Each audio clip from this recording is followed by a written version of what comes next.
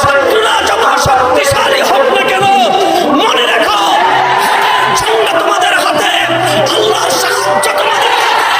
তোমরা যদি তোমাদের দায়িত্ব পালনে যথার্থভাবে চেষ্টা করো, সারা দুনিয়ার সমস্ত বাতিলপন্থী